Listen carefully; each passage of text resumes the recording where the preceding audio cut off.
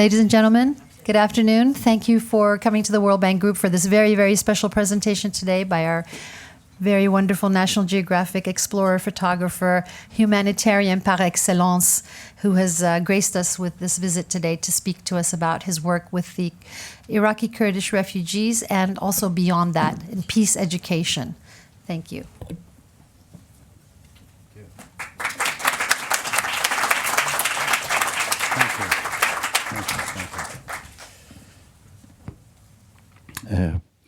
Could you ask to put the lights off, please? Welcome, and I'm very honored to have you here. It is my fourth conference in World Bank, these buildings, and every time it was an occasion for me to express and bring the stories which is coming from sometimes a very different part of the world that people, we don't have the capacity to go through on it. For me, the photography, it just, if you put the light off as possible. Okay. What is the important for me, actually? The whole works that I was doing it was mainly related to the goal of the photography. The reason that I came to the photography, it was mainly what was the power of the photography for humanity. This is what the reason I started and I came to see how the photography could help the humanity in a various and different way. So from this moment, which a little boy of 30 years old boy in the city of Tabriz in Iran was dreaming to change the world and looking for a medium, that's the time which I find that photography could be this element, has this element, the vectors of the importance. How and why 50 years ago, I don't know. I never understand why at this age suddenly I came to photography.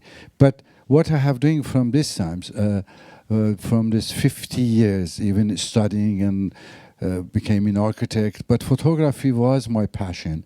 And more, this passion brought me to somehow use the photography as a voice for the voiceless people. And some of those voiceless people which I met are the children.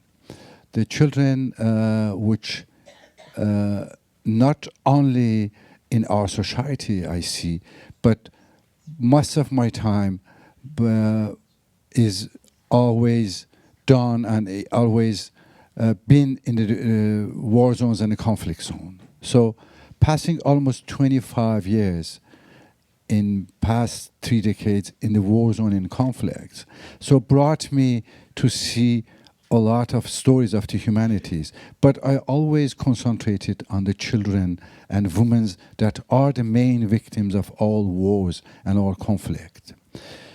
Through the eyes of this little Afghan girls, which was in a village that was bombed for many months, and instead of showing the destruction for me, what is important is that in her eyes you could see what is the suffering of a child in a war zone, in a conflict zone. That's why most of my works is on this part of the world related to the children's works. One of the way which I remain sane after being in all this situation and in all this condition is reading the poetry. I love poetry, and poetry is really helping to get out of this trauma of being constantly in the contact with the people who are suffering from the wars and conflict or poverty. From this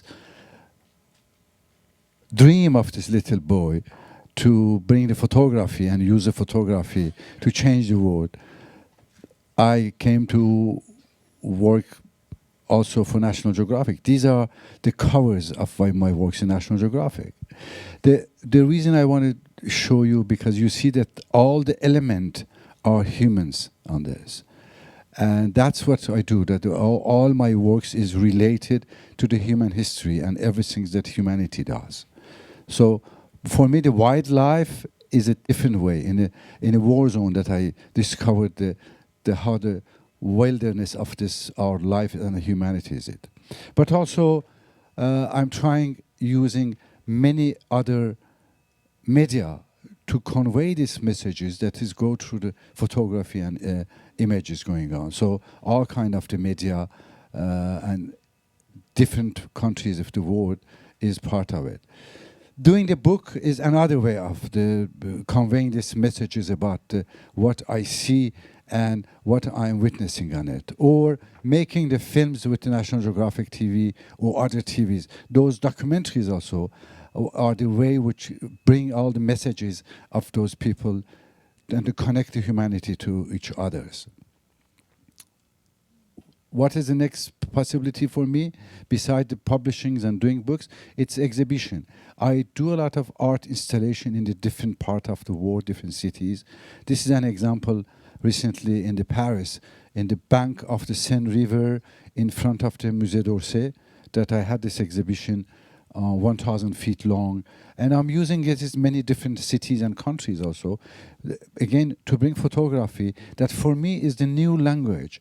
The photography is a universal language that is start coming up little by little. If you look now to the young, very use how they're using the image, it looks like we are back to the hieroglyph times. You know, this hieroglyph language, we're using all the signs, and now they call them emojis. But it's exactly the same things. We are inventing a new language, and more you see this added to this alphabet of this emoji or the modern hieroglyph. But we are going the same way. Image is going to become a real vectors of the humanity, whatever we do. And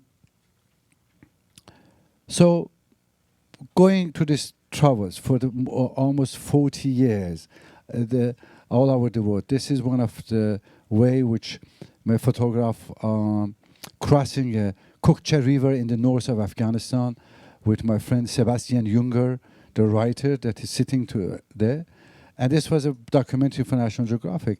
Later, I read that Herodot, the Greek historic writers of the time of the Alexander the Great, has written that Alexander and his soldiers crossed the same river exactly on the same boat with the same cow skins that was used as it for 2,000 years ago.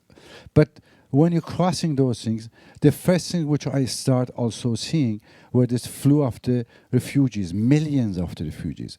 These are the time that Afghanistan was occupied by the Russian militaries. And that is where you see all these militaries. That's the beginning of the whole big wars in the whole region, actually. In the 79, 80s, this was the main reason. And you will see all these refugees, all these people fleeing the bombardment of their villages. And again, children again going on. Or people that has taken refugee and they just live in a very small version of what they find it. Another moment meeting these refugees was after many years in Afghanistan working for Time magazine and other publication, the United Nations, they offered me working as a director of operation for North Afghanistan, because I have been walking on all those mountains for 3,000 kilometers for over the years. So my knowledge of Afghanistan at the time and now, it was in a way that the UN asked me to become director of operation. And one day, there was an earthquake. I remember that I take the car, going all around the villages to find out what's happened. And the nights came on the mountain. I lost the road. I mean, if there was a road. These are the mountain roads. And the snows came, and I was blocked totally. I was just getting out of the fuel. There was, before this mobile phone, and no connections. And then I saw some wolves start coming down from the top of the mountain, sending message to all the tribes that we may have a nice dinner of a director of United Nations tonight, you know. And suddenly I saw this little dark from coming from the front, and I had my cameras as usual with me. I take these pictures, which later became a very symbolic pictures of all kind of the, you know, even from the Christian way of the looking to the Mary going to Egypt or all. It has a symbolic of the all times refugees. This image. Then I realized that I know this blanket. This is a blanket which I was distributing in UN office 3 days ago to all the poor people. Now, when they came to me, the man recognized me and he said, "Oh, Mr. Director, whatever, thank you very much for your help. You really helped a lot and you saved our lives." And immediately I said, no, you are saving my life. After 3 days that I give that, and this was going on for almost all the time. My experience that more you give, more you receive. More you give, more you receive, whatever you do. And so maybe a message also for the World Bank people. Yes, more you give, more you receive. This could be a nice way of the motto for the World Bank. One of the works also which was happening for me in photography is that doing this and traveling all around the world, you encounter incredible people. Those people could be famous people like Ahmad Shah Massoud, the Afghan warrior who fight Russian army, who is the first man in the history that brought down the biggest army in the world. And he's the man that really participated in the fall of the Berlin Wall.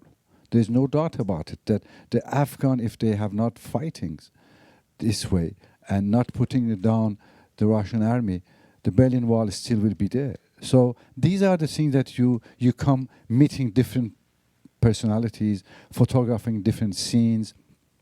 Again, back to the children.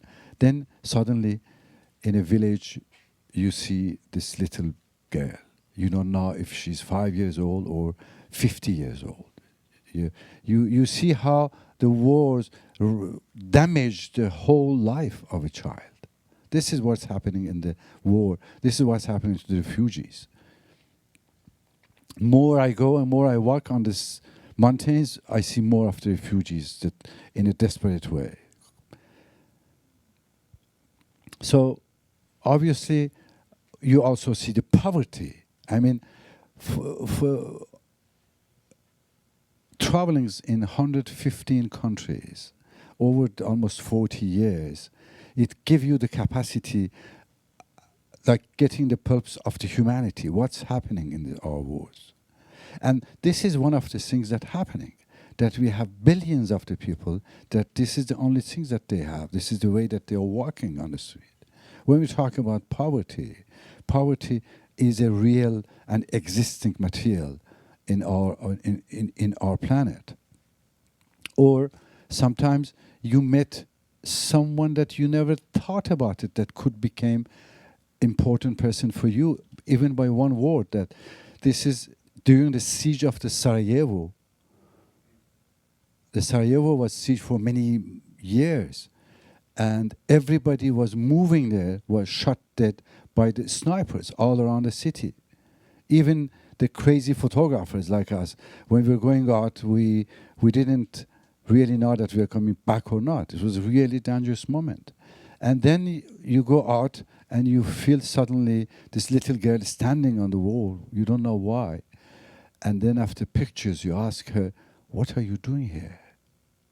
And we are like 20 December, a few days before Christmas. You are in Sarajevo in the wars. And she said, "Oh, sir, I'm selling my dolls." "Why you do this? What? Tell me, what is wrong? I mean, you will be killed here." And then she said, "You know, my grandmother is hungry for 4 days. She hasn't eaten anything." When you see, when you find yourself in your life one time in front of a child like this, then you understand humanity is very, very immense, and it's bigger than what we thought about it. The essence of the humanity. That's why you think and you accept that we still have a lot of way to go to what is the essence of humanity. So this little girl, like many other people which I'm photographing and I seeing them, I getting to know their stories, they became my heroes too. That's how I learned from everybody I photograph, the different stories.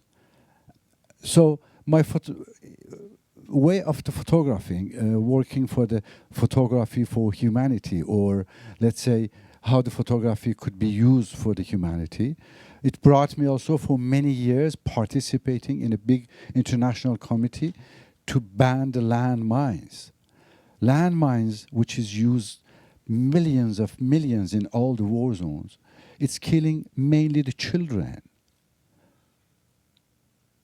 Many of you, maybe it's the first time you hear it, because we only see the pictures of the people that lost their legs to the landmine. That's how we connect to the landmine.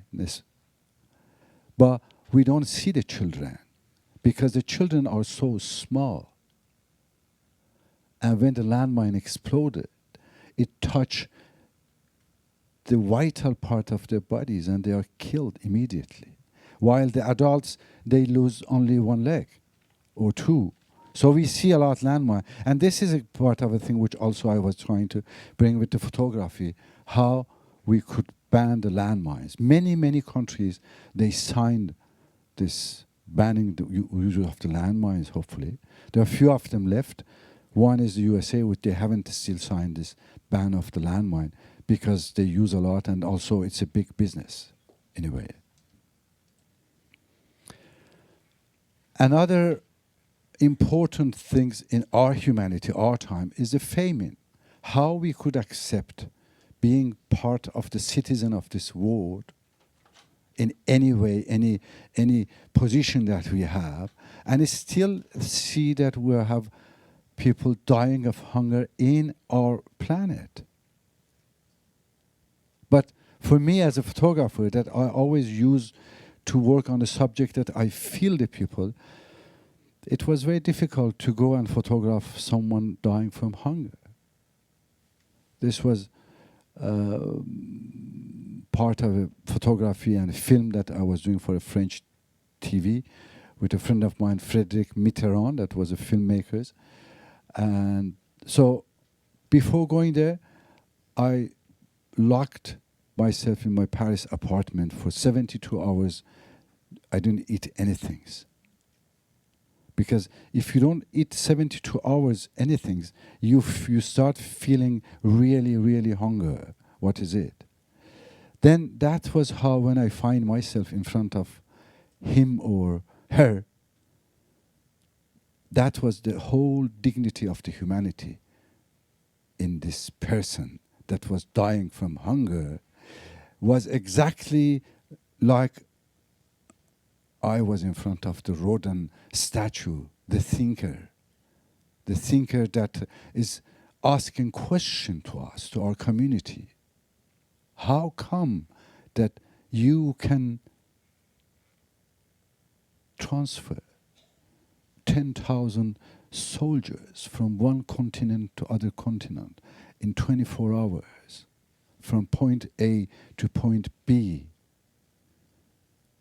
but you can't bring food for me? This was maybe one of his questions. Or many other questions that is still, every time I look to him or her, I find all this question coming to our humanity and calling us to our responsibility as humans. In the meantime, one incredible thing you see in this war zone and conflict zone is the resilience of that exists in humanity, in this incredible power of the continuation of the life. This is just after massacre or genocide of Rwanda and Burundi. Unfortunately, I was witnessing the whole things. Before, during, and after, 800,000 people were killed in this massacre. A massacre that we had capacity to avoid it happen. The politicians, they didn't want to stop it. But these people that they have lost everything, they have seen the families killed in front of their eyes, running after days and days, arriving in a refugee camp by Médecins Sans Frontières and UNICEF. The first things they do, they jumped and they start buildings, their tents and their home. This is the beauty also you see in the most incredible and most suffering time of the humanity that's happening. And this kind of resilience, when you see it, then it gives you incredible trust in the future of the humanity. One of the major things happened also in this during these massacres, genocide. It was the rape of the women. Unfortunately, rape is used everywhere in the world as an arm against the enemies. That's what they use. And some of those women that they get pregnant, they want to keep their children for this is their own reason. They said, I'm the mother and I want to keep it. And many of those communities, they don't want to keep those women and their babies with them. So either they kill them or they throw them out or they don't let them to come. So I followed this story for New York Times magazine. And I did a story about those women that had been raped and get their children. And thanks to the story in New York Times, there was a big organization that was organized and helping all those women, gathering under all women association, and they now continuing doing their works. What I'm trying to explain also, that many of the story that we do and published in the newspapers, in the magazine, they had an impact that sometimes even we don't know what is impact. Some of them we understand that just one picture has brought a big organization or big community to take action and the change about it. One of the way that also how use photography, during this massacre of the Rwanda and Burundi, there was a UNICEF and Red Cross International had gathered 12,000 children that they didn't know where their parents were. When you start running to the refugee, you don't have time to go back home and close the gas or take your belongings. You just run. You are here, something happened, we already run. That's how the refugees happening to people. And these 12,000 kids, nobody knows where their parents were. So I worked and helped the UNICEF and Red Cross in this time to train some refugees as a photographer, and they start taking 12,000 portraits of those children that they have lost their parents, and make this exhibition, huge exhibition, inside camps, 4 or 5 refugee camps, and ask the parents to come and to see.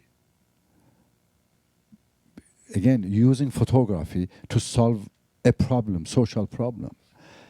12,000 kids photographed, exhibited in 4 months. Families, they came, they find 3,500 children, they were united to their families just by one project using the photography that we launched there.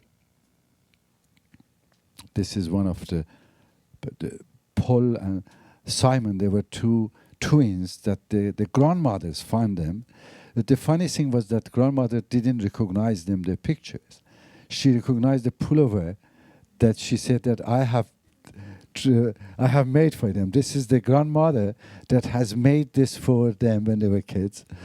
And she recognized this, saying that, oh, I know this one. This is one I made it, what you call it, tricoté? Tricoté, yeah? Knitted. Okay, sorry. But what is the essence of the photography is beauty. Whatever I do, wherever I am, the first thing and the most important is the beauty. Because if you don't have the beauty in the art, you can't touch the people. We are all touched by the beauty. But what is the essence of the beauty? So, reading a poet, Rumi, for all my lifetime, doing a story on the National Geographic for Turkey and the place which the poet Rumi was.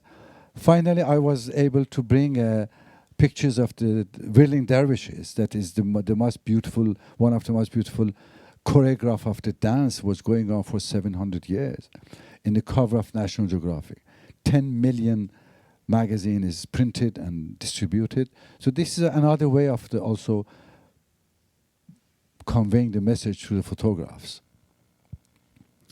This was part of my story on Turkey. I mentioned that in 1981, well, after just Iranian Revolution, I was working for Newsweek and the French agencies, but I had to quit Iran because of this new regime that they came, and all the artists and many of the people they have banned to do their works. So what can I do? A photographer that is not allowed to come out of home with his cameras. So I had to get out of Iran, and living from 81 now in Paris. My home is in Paris, traveling all around, and moving around Iran. Then I realized that what was the Iran for me is much more brighter than this. It's also Turkey, it's also Azerbaijan, it's also Afghanistan, it's Pakistan, Balochistan, Lebanon, Kurdistan. All of them have this culture in them. Doesn't matter. Nowadays, we have this line in the maps and we create these countries all over the world. But after 40 years traveling, I find out that these are all so artificial, all those lines and maps and everything, that in reality it's only one humanity. Only one. And living in different places of the planet, because all those countries, all those names doesn't exist. Many of them 50 years ago, many of them 100 years ago, many of them 1,000 years ago. But sometimes, even knowing this,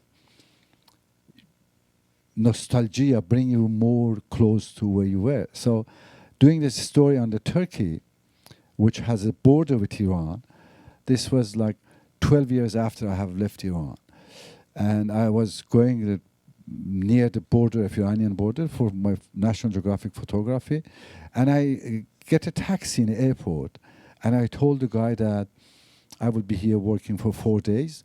Would you like to work for me? I hire you for 4 days. He said, okay, I'm used to work with the photographers, with the tourists. And I said, well, this is not a tourism. It's a different way of the working. So please, you go there. And every time I ask you, I want to stop, take pictures, stop. And then he said, first time, where you want to go? And I said, well, to tell you the truth, I want to go as much as close you can be in the Iranian border, because the city is very close to Iran. I was going to see, and then we come back and do all my works. So he was telling me that, sir, be ready when I'm going to turn left, you will see the mountain, Iranian mountains. And then when he turned left, I didn't see Iranian mountain. I saw these two kids going to cross the street and having this empty TV with them, which is unbelievable pictures to take it, you know. The whole story, what I'm trying to bring, what I'm trying to show, saying that always, I want to show the reality of the world. And I frame this reality without touching it, without remaking it. And this guy is bringing my story with the inside their TV. So I immediately asked the driver, could you please stop? And he didn't got what I'm saying. He said, sir, the mountain is far. I said, no, just stop here. He said, well, you know, I said, you said, I said, no, just stop. And I got angry, which is very unusual for me. Even in the worst situation I never, and I hit him a little hard, which he just freaked out and bricked out, and then I jumped out taking these pictures, and very happy, come back to the car, and the driver holding his shoulder, he said, excuse me, sir, that's how you take all your pictures? He said, Poor guy. I had to apologize for it and say, yeah. But I got these pictures, you know what I mean? This was the very fun things was that every time for 4 days, he was going only 10 miles per hour. And every time anybody was crossing the street, he was stopping me, said, go out and take pictures. This was actually one of them, which I got lucky to get it, because if you see, it's Ararat Mountain, and these things happen because of the volcano in a second. Just clouds just come and move in this. So if I wasn't exactly in a moment out ready with my cameras, I will not get this beautiful hat over there. And this was because the driver knew that he has to stop and go slowly for me. I love also horses, and I traveled a lot on the horses in many places. This was one of the worstest times, because doing the story for Geographic on the Amur River, which is between Russia and China, and talking to the people, we always get information of local people that you don't see and you don't read anywhere. So I got to this tribe, ancient tribe that was living in Siberia for 10,000 years. There maybe are the ancestors of the Japanese. That's what also I find out. But they do huntings in the winter. And I said, fantastic, I will come with you to go for the photograph the hunter in the winters. Okay, February 15 you come. February 15 I came, they're ready. The only problem, and they haven't told me, that is minus 40 degrees centigrade.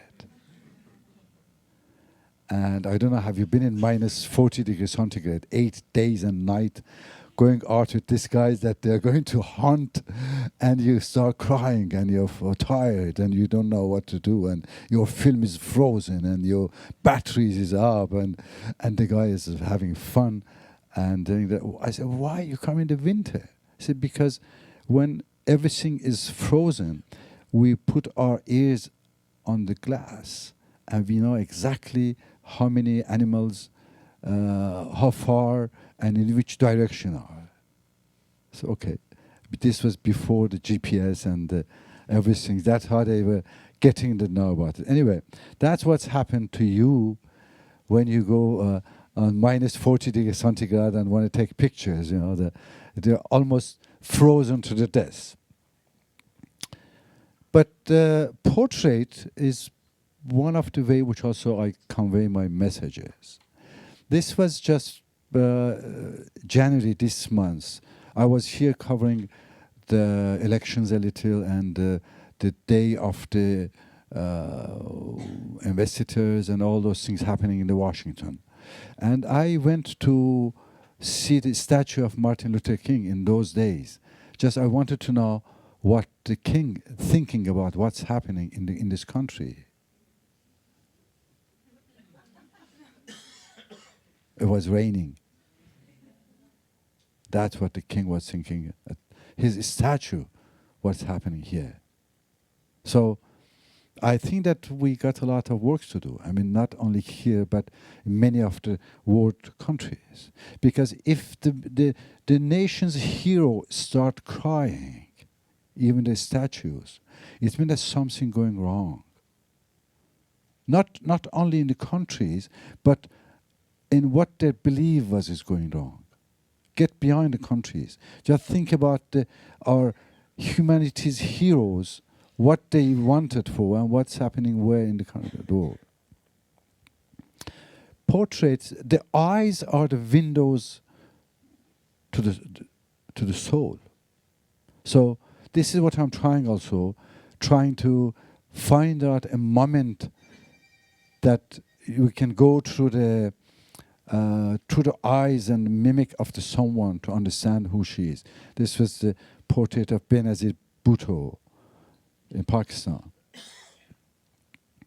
Or an Egyptian man, just a normal boat pilot, you call it, the driver, the captain, a small boat captain that was working on a Nile, and then the same than the drivers of the car. I was hired for 4 days. I never hit him because the boat is going slowly. But anyway, these are the people that you met in a different places, different stories that you do. But then all those stories I also bring into the cities to different type. As an architect, I do a lot of art installation. So finding the incredible place that they have never been exhibited and make an exhibit for this place. This was like a museum in Petit Palais in Paris, one of the jewelries of the French museum that never has been exhibited. Or here this huge portrait, which and the big park in Paris. This is the stock exchange market of France, and they invited me to have exhibit there, and I decided to cover their columns with the war pictures. Or using photography in Afghanistan in the Panjshir Valley, where all those people that fighting Russian, fighting Taliban, fighting Al Qaeda, and then I did this exhibition for them. I offered them because always you photographing with those people and they never see the pictures. Now one day the commander Masood, he told me, these people asking always pictures. And I said, I promise that one day I will make an exhibition. 8 years after his death, I kept my promise. I returned back there and I made this exhibition and left for them those pictures. Do you see this?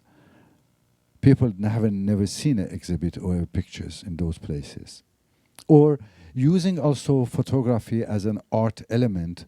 Like here, I made 500 portraits of a girl that was killed in demonstration in Iran, and 500 people, they came in the in front of the Eiffel Tower, or in Washington, here in front of the White House to hold this book, the photography ceremony. So you live here, you know how much energy takes you to block the White House front line and bring 500 people and the cars and everything for these pictures. But when you got it, you're happy that you did it. Or another way, this is the bank of the Seine River in Paris, which I use also to exhibit. It's like a 400 meters long exhibition. This was called A Dream of Humanity. It was about the life of the people. But this is the way I really find myself in my best position, when I'm kneeling down to the in front of the people, whoever they are, which I'm photographing. Because it's a gift when someone let him to be photographed for me. Doesn't matter. I don't arrive with all this arrogance and the saying that, hey, I come from Paris, I am the National Geographic photographer or whoever. I'm just dust of the under feet of the people I'm photographing. They feel it. This is a farmer woman in India, and a very remote people that probably have never seen someone like me coming out of a car and going and kneeling in front of her. So, but I wanted, because I saw her feet, which probably nobody has seen it before, and I want to photograph her feet. Then when I look up to her eyes, you see this, then this was the gift for me. This portrait, one of my very strong portraits, this is her looking down to me. And this is how I react and I get connection with the people. Well, another also inside the story is this one, that these are my different outfit in the different countries. That's how when I'm on the field, on the ground, photographing, it's totally different. I really get to know people, live with them, and get, cry with them and laugh with them and eat the same thing they eat. That's how you get the picture. That's how finally the people accept you as one of them, and let you to photograph the things that in no way you as a professional photographer jumping out of the car or tourist or whatever, you will not get it. This is how you do. And this is one of the actually my recent pictures with the Peshmerga in Kurdistan. For the past 3 years, I concentrate my works in Iraki Kurdistan. This is the biggest front line that 1,500 kilometers. It's almost 1,000 miles front line with the Daesh Islamic State, that the Kurdish people holding it for many years now, from the beginnings, for 3 years now. And you know what? Well, one of the things, you're talking to those people which sacrificing their lives and everything, and you talk to them, you have to really ask many questions that finally they tell me, they have to say you, but you know, we were not paid our salaries for 6 months. When you got this kind of the things after a lot of conversation, then you realize how strong is the soul of a nation, that in the middle of the most difficult financial situation, they have 1,000 miles of the front line, but also something even more incredible, especially when you come from Europe or US, that one of the things that you hear is the refugee crisis. In Europe, in Paris, everywhere, people just talking about refugee crisis. And then you went to Kurdistan, Iraqi, you find that these people fighting and being killed,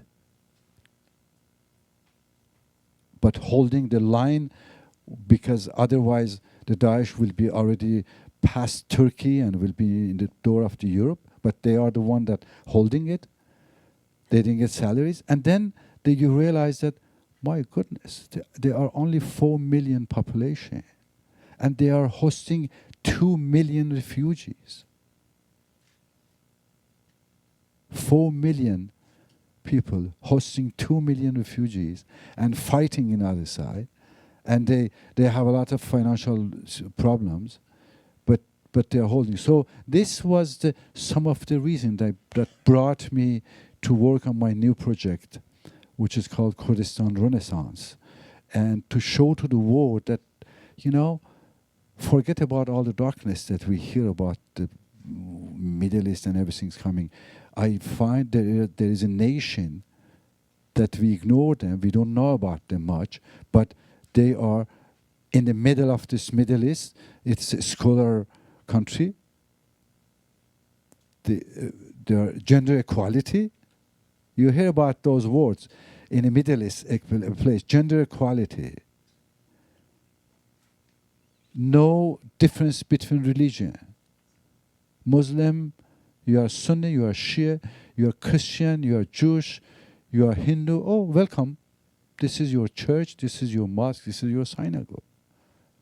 So when you see a place like this, you wanted to spread the word. You want the world to know about it. That's how I was spending all these parts in this part of the world. This is the city of Shengal, the city of the one of the biggest and oldest community in the world, which are the Yazidis. And they have been suffering, and the Kurds along for the hundreds of the years. This is the cities now that you find out. This was one of my very first pictures when I met the Kurds in 1979 in the mountains. And already I was shocked to see how the women are active there. This was a pictures 1980 almost, in a mountain. One of the first fighters women that I met, her name was Mariam, I remember. And 20 years later, I find her in the city of Erbil. Another things which brought me to really connect to this people, to the Kurds, was this picture, that when I arrived there in the mountain, well, everybody is hidings, the bombardment is there. Then you see this guy sitting and writing. So it shows you the depths of a culture in a nation, that in a war situation, war zones, under the tent, under the bombardment, but the culture is going on. Or even this one, which I loved it, one of those Peshmerga in the middle of war, when they were running and bombardment coming, he was taking care of his guitar at the same time that he's gone. So when you come up, this was my very first encounter with this nation, with the Kurds. When you see this kind of things, you find that there is a big value, a treasure for humanity. You have to work on it, and you have to show to the world. So you remember the first pictures of this Maryam, the woman Peshmerga, 1980. Here they are now. These are the new ones. These are the ones that fighting in front of Islamic State and Daesh now. And when you talk to them,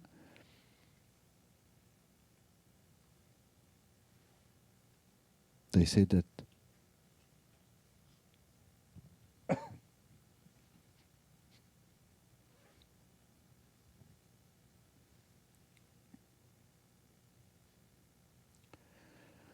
my younger sister is kidnapped and is a sex slave now. That's why I'm fighting.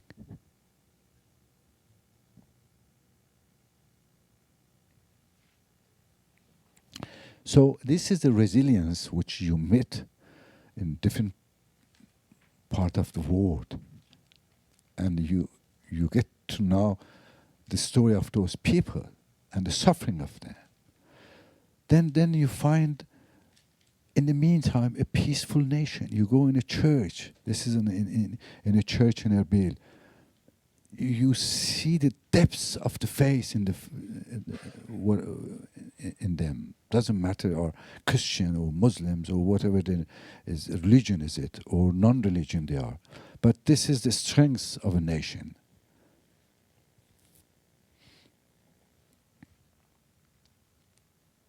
She was a refugee, fled to Mosul. She arrived in this part of the another city called Sharlava, and she was giving shelter by the Kurdish people and living and going to the church and doing her daily prayer. Nobody was bothering her. Or you go and you find suddenly one of the oldest Jewish mausoleum there in Kurdistan. It's Prophet Nahum, the one that you heard about it. This is Prophet Nahum tomb. When Saddam Hussein take power in part of the Iraq and many of the Middle East, the Jewish, they had to leave the country. So the Jews left Iraq, but from the 1991 that the Kurdish regional government they came, they're welcome. They're coming back, and they start little by little taking care of their belonging or what there was. And this is an incredible story also, that when I went there, so I was looking for a ruin. I knew that there's a ruin and it's almost destroyed and nothing there. So, the place like this, when you go, you know that for entrings you have to clean around. And then I came in and I find it clean, very clean, and there's some candles over there. So, and everything was nicely done, even if it's a ruin. So I was taking pictures, and then I saw some neighbors came. It was a man and then little boy, and talking to them. The man name was Antoni, which is a Christian name. And the boy name was Hassan, and this is a Muslim name. And both of them, they have a Brom, Jaru, the Brom. Both of them, this Antoni Christian and little Hassan Muslim, they have Brom, and they were cleaning the Jewish prophet tomb, yeah. And I talked to them. I said, yeah, well, when they left Israelis, 1956, I believe, we taking care of this place. But we come and every week we clean it and we put candles, and then we go. They have been doing it from the long times. And this is the thing which you see that exists in this world. So why not spreading it? Why not explaining to the world that? Or you see these pictures, you see this lady, you can't think that this is in the Middle East, in the Kurdistan. This is the freedom of the, also talk about gender equality, how they live there.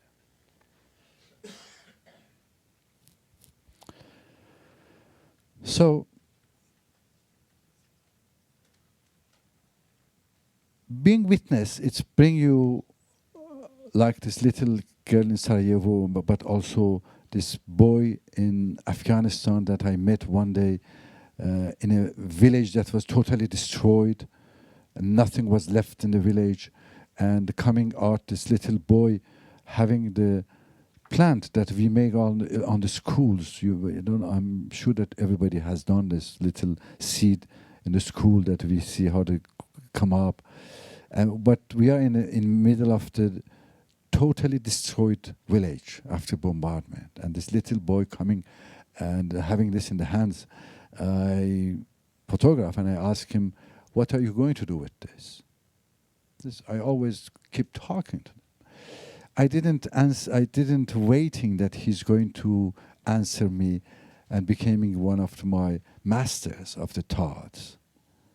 This little boy, 9 years old, he looks to me and says, oh, when I started building it, I wanted to grow a big tree out of it, and I'm going to grow a tree out of it. This was such an incredible and wise word of this little boy in the middle of these ruined villages, that I'm going to grow a tree out of it. This is, for me, part of every story that you do, every project that you are launching, that think about that you want to grow a tree out of it, whatever you want to do. So this is everything I have seen and was witnessing. And I was working as a photographer to bring attention to the world and create the connections. But also, more and more understanding that education is the key for the future. And what is the main education that I can work on it is visual education. We are still in countries that our education is military-based. We are still buying the guns for our kids. We still letting them play these video games and pushing the button and killing the other people, or going in the workshops and making this kind of the guns. So these are not what we should bring our children on it. This is why education is so important, that one of the very ancient saying is that the only measure to be how civilized is a society, find out the proportion of what they put on the education of their children and their militaries.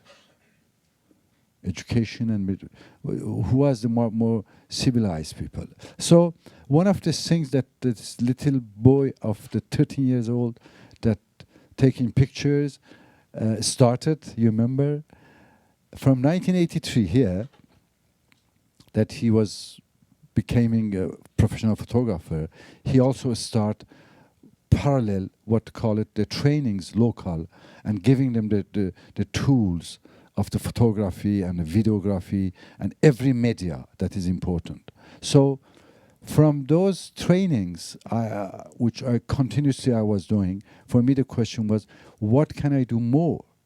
So I created this big organization that works in Afghanistan, has trained more than thousands of the Afghan women to journalism, to photography, to having a radio station, and launching this mobile cinema, which goes to village by village and showing educational films.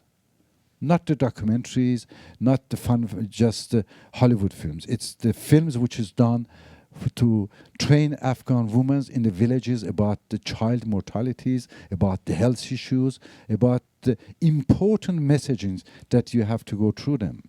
Or we trained Afghan women to become filmmakers and tell their own stories.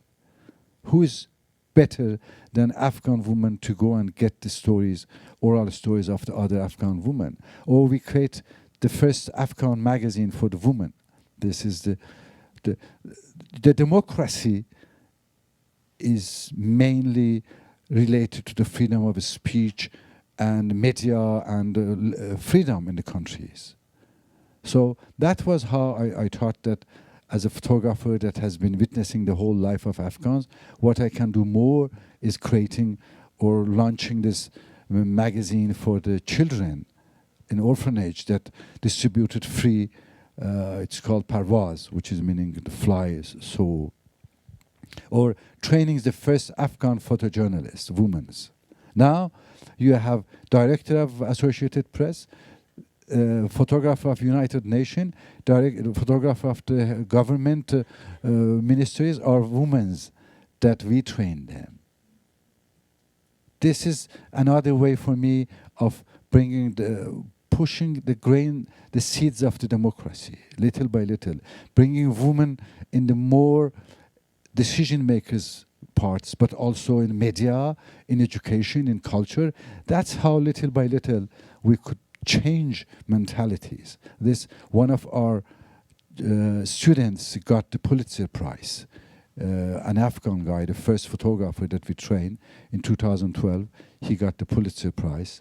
Or I do the same kind of the trainings in mainly the very difficult neighborhood in Europe and hopefully soon here and refugee camps. This is the kids that living in a very, very poor region of the Sicily in Italy or here in the South France. Train always children and through their works making the huge exhibition in the city. So create the relation between the communities through the works of the children. Or using the internet to launch the photography competition on the subject that is important for humanity. How you can talk about environmental to the kids. So for me, it was launching a photography exhibition contest with the title was "I love nature, I fear pollution." So bring the kids going looking for the beauty, for the nature, but also for the pollution. That's how I'm using photography as a vector of the education, informal visual education. These are the pictures of the winners of this I love nature, I fear pollution. Kids 8 years old, 9 years old, 10 years old now taking these pictures actually. So the new project which I'm working on it in the past 3 years is called Exile Voices, and it's mainly concentrated on the refugees. One of the other phrase of the Gandhi that impacted me was the following, saying that every day that you wake up, every project that you are starting, think of the most vulnerable people that you have seen and ask yourself, what I'm doing is it going to help these vulnerable people or not? Well, I think it's a nice way of the meditation of starting your journey and thinking about humanity. So I start thinking, what are the most vulnerable people? Individually, there's a lot of them in a different place. But the community are the refugees. The refugees today, which more than 60 million all around the world, are the most vulnerable communities in the world because they have lost everything. Just imagine that from here, we had to run away and find not the roads, not near the villages, not near any community, because all of them taken by the hostile enemies that killing us. We have to run and go to the Canadian border, and we have to walk on the forest, mountain, no shoes, no clothing, nothing for days and weeks we have to walk. You have no news of your families, your parents, your children, your houses. You don't know what's happened, but you are running with other people. This is the refugees. And you arrived in Canada, imagine, and you arrived there finally, either you have some soldiers with a gun saying that you are not allowed to come in, or if they are nice, they take you in and they give you a tent. They said, this is your tent, you're number 2012. And you say, well, you know, I was director of the department of the communication of the World Bank. I said, well, I'm sorry, you're number 2012 here and this is your tent. I was a National Geographic photographer or vice president of National Geographic Explorer program. And he said, I'm sorry, you are number 2022 and this is your tent, and tomorrow mornings you come and you get a bread. If you are late, no bread, no breakfast. This is the refugees. This is the what is the refugees. That's why for me was, what can I do? I start a new project which is training refugees children inside the camps, and each camps make them become the camp reporters. So first of all, we're training many children, but also creating an incredible relation between the camps people and through the photograph outside. So the whole motto for me, this informal visual education is it, how you use it. This is the camp. This is one of the many camps in Iraki Kurdistan, near the city of Duhok. It's called Kabarto, and these are the Yazidi people all living there. So this is the city which I show you first, the shingle that was destroyed. In those cities, these people were living in those cities before taking by this Daesh and Islamic State. So imagine now some of my photographs of these camps, of the refugees, new works on black and white.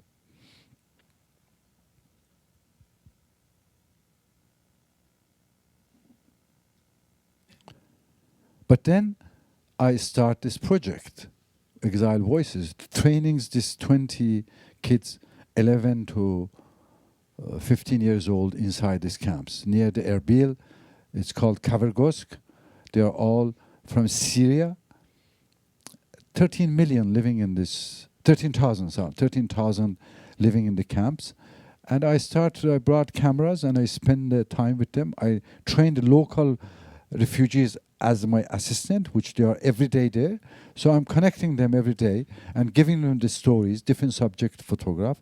But thanks to their photographs, I'm photographing showing their works to European Commission in Paris, Seine River, in Syracuse University, in other countries. So it's a new way of bringing awareness about the refugees through the eyes of the children. This is, for example, now one of my students, 15 years old boy, take these pictures. They have a totally fantastic and fresh eye looking into the stories. Or this one.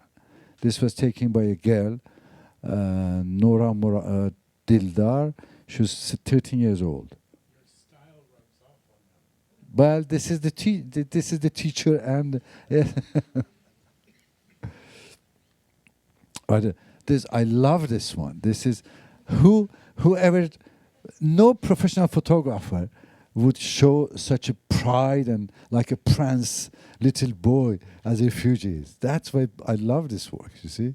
He's like a prince standing there. Or one of the girls that has this creativity idea of taking her doll in front of this barbed wire and photograph this. It's just piece of art what they're doing, these children.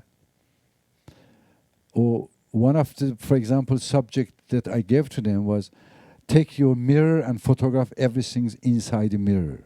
This was a little giving them a philosophical way of looking to the world also through the mirror for refugees. But they have done some beautiful work. This is a masterpiece of the composition. And 12 years old, Zaraf Rasool is 12 years old. Or this one, this Ali Murad, he take his auto portrait in a mirror like this. And all these pictures was on the National Geographic Explorer site in the New York Times made a one page about it, and many different publications talking about this project after happening in Iraki Kurdistan, the refugee children that photographing the whole things.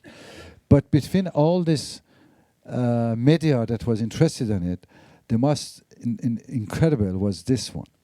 One day, one of my assistants called me in Paris saying that there is this big museum in Kansas City that they want to talk to you about one of your photographs. And I said to her, well, you just follow up. And for me, it was museum calling for one of my pictures. So I said, you could keep talking.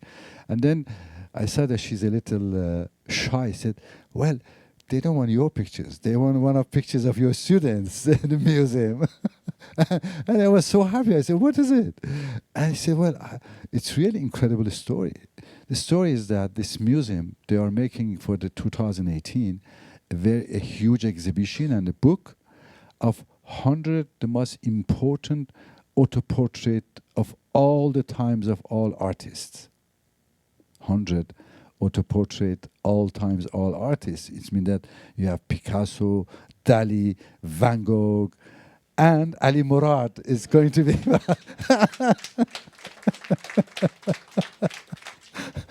he's going to be one of the 100 most incredible artists in the world. Or photographing the joy like this in a camp, refugee camp. Or this is just biblical scene. You never saw this kind of the scene. That's why all the work which I'm doing in the refugee camps, or even in this very difficult neighborhood with the children, because through them we are going to discover new images of all these stories, all the life there. Then obviously their works, you see it's exhibited all around the world. This is in Paris, one of the exhibition I did their works. Those children pictures you see there. And this is my classroom. This is my tent and class in the Kavergosk. And one of the very incredible story, because I also teach them saying that this is not a selfie story. I'm giving you the cameras and everything. This is not to go and take the selfie picture. This is the tool that you have to tell your stories to the world. And the kids understand it. They don't take it as a hobby or running. I explained to them for the first 3 days. I'm talking to them, showing my books, my films, giving the same talk to them. But they are kids. They understand perfectly. And I'm telling them, this is a tool that you are going to show to the world who you are and what's happening to you. And this girl in the second one with the hand here, Maya Rostam, she was late in the second days to my trainings, which is to start at 9 o'clock p.m. Not 9 o'clock 1 minute. They are not allowed. I'm very tough on the education part in this one. And she didn't show up at 9. 9:30, my assistant said that, oh, she's not coming. We just had to let her go out, and you shouldn't give her cameras. Not serious. I said, you don't know. Let her come.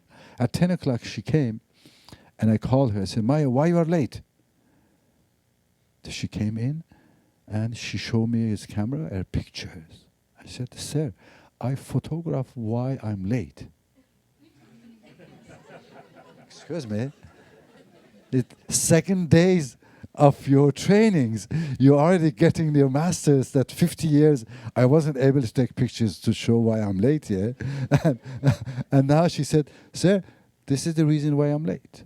And when she showed me the pictures, I literally start crying, mixtures of the joy and sorrow, that how she has become intelligent and unbelievable, got the message that why I'm teaching them. This was she said, sir, I'm late because my shoes were frozen in front of them. And I had to wait. And this is the pictures. This was, for me, one of the incredible moments of all the time which I'm spending benevolent, doing all these works and trainings and going from one camp to others, finally bringing up the children in all around the world thousands of them now, that they are able to pass their message to the humanity. This was one of the best moments for me, because I really believe that for many of the problems that we have in the community, the art is a solution. But art in itself will not solve the whole things if we didn't add this one on it. Are you agree with me? Yes, art. Now, I also was part of the project with the World Bank, which was called, let me explain.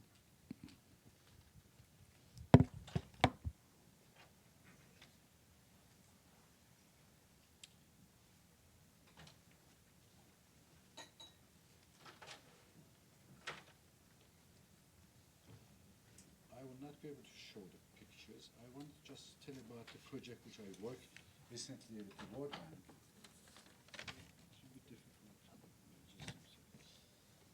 They have a project which is called All for the Green in the World Bank, which is a very good project bringing all the children to work on it. And they have made a photography competition, actually, that was Connect for Climate, they call it. Connect, sorry.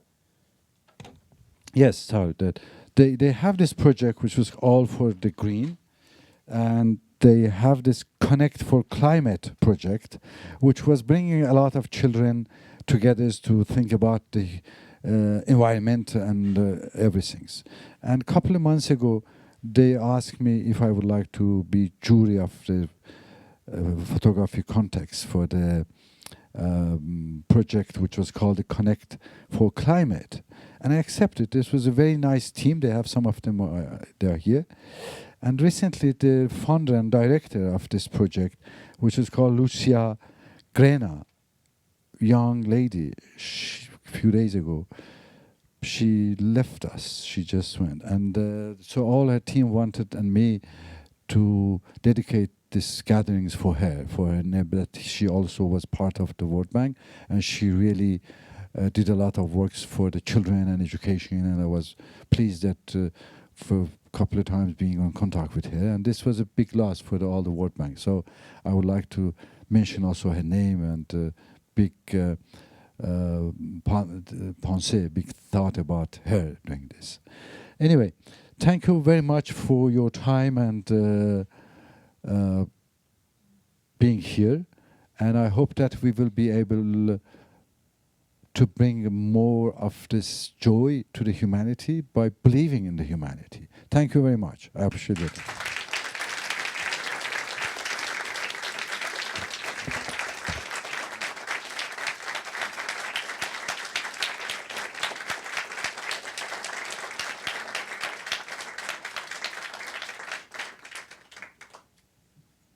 Any questions? There's microphones. Come on up. Don't be shy. Reza has the answers.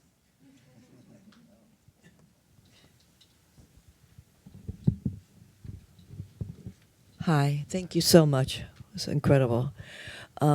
We had the picture, the very first one you showed of the little Afghan girl was out in front on our wall for a really long time.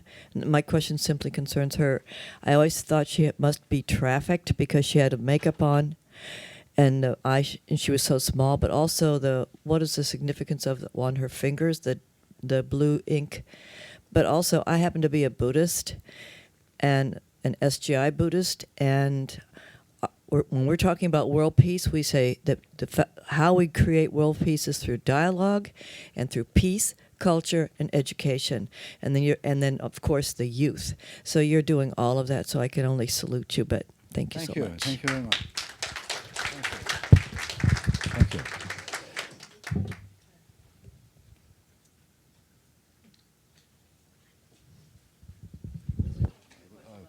Yeah, I will just answer after. Please go ahead. Oh, okay. Sorry.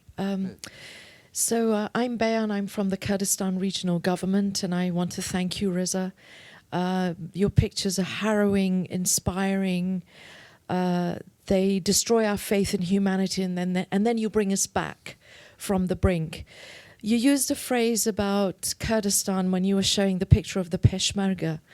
You said something like, you saw the strength of the soul of a nation. And as a Kurd, I want to thank you for saying that. As a diplomat in Washington, and my country is at the war with ISIS, so much of the focus is on security and the humanitarian crisis. But the humanitarian crisis not from the perspective of the refugee or the displaced child, just in numbers. Today we gave water to 100,000 people. Today we gave blankets to 2 refugee camps. How do we get beyond that? I mean, it's actually very hard for us, even though we're lobbying all the time for money, for aid, for assistance. How do we get beyond these vast biblical numbers so that people understand that girl who is in flight and enjoying that moment is a human being and maybe just like the daughter of the person that I'm talking to? And again, I want to thank you for the incredible work that you've done over decades all around the world. Thank you very much. Thank you, I appreciate it. Thank you.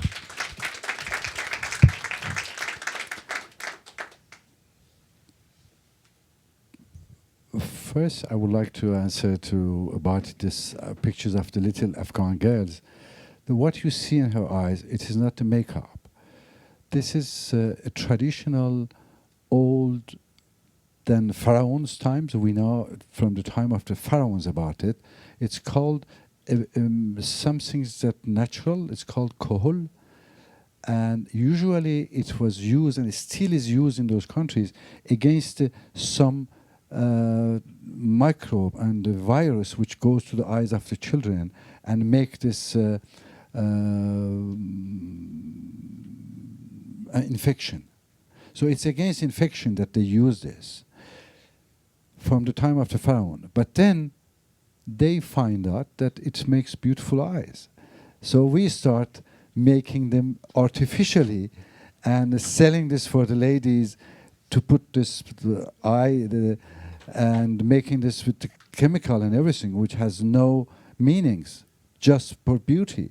But in reality, it was some things that, and is still used in those parts of the world, against this microbe and the virus which goes to the eyes. And the same thing with the fingers. It's henna. It's something also that clean the fingers, and that's why they put this kind of. It's all hygienic. The reason for this. Thank you. For Bayan, thank you very much for coming, Your Excellency, that from ambassadors of the Kurdistan regional government. We really thank you for coming and being here with all the other delegation of the Kurdistan. It was the first time that I was explaining the whole things. From the time I finish it, 3 years after works, the book will come up, and I'm hoping that we could have the same kind of the exhibition that I was showing here, some of the different works that we could have here. But how we can go beyond this? I think that what's happening, the suffering of humanity, it's very, very big. It's very strong, the suffering that I see that's happening there. But in the meantime, I have come up with another understanding.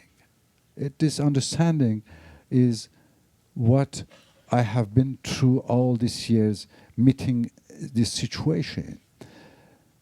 It may not be scientific, or it may not been approved by the scientists now, that in the same way that in each body there is billions of the cellules that living inside one body. In the same way that the little cellule that living in the top of my fingers in my right hand, he doesn't know that is it a relation with my other cellule which is in my little fingers of the left feet. They are living differently. They think that they are different. We know that they are in one body. My understanding, and again, this is not scientific, but I know they are scientific here, that's why I said, that we are all cells of one body. And not only us, but the animals, the trees, the plants, we are all part of the one body. We don't know, we don't see it because we didn't reach this degree. But this is my feeling, is it? And if we have always said that the artists, they had this sometimes feeling of the things without science reaching this. This is my belief, is it? So what is behind this we should do and could happen when each cellule get this understanding that the suffering is not outside of us. When I cut my finger, it is not my finger that is caught. It's my body is suffering. The whole body. When you have people in the Middle East, in Africa, in other places, they are suffering. They are not only one suffering there. We are suffering here too. We don't know why. One day I was reading in France that the number one medicines is Prozac. Prozac usually people use for stress and having bad situation. And I keep telling the French guy that, you know what?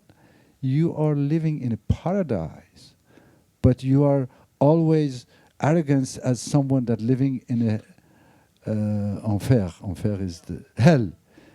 You are complaining as you are living in hell, but you are living in paradise. Stop. Think about the privilege that you have here in Washington, in US, in Europe, and then look to the whole world and I say, what can I do for this? And if each one of us come up with an answer, then we will have passing through all these problems and everything that is happening all around the world. But for me, one of the urgent subject and project into the world after all I have seen is solving the Kurdistan. Getting this country being existed, that bringing this country, becoming a first independent scholar-like countries with gender equality, with freedom of speech, with the freedom of religion in the Middle East. That's why I'm really doing this work, because I believe that if it's happened, it will really be fantastic for the not only Middle East, but for all humanity. And let's keep in this movement and the way as that each of us, what we can do for humanity. This was the question I asked myself, and this is what I offered, saying that this is what I was doing by doing this. Thank you again very much. Thank you.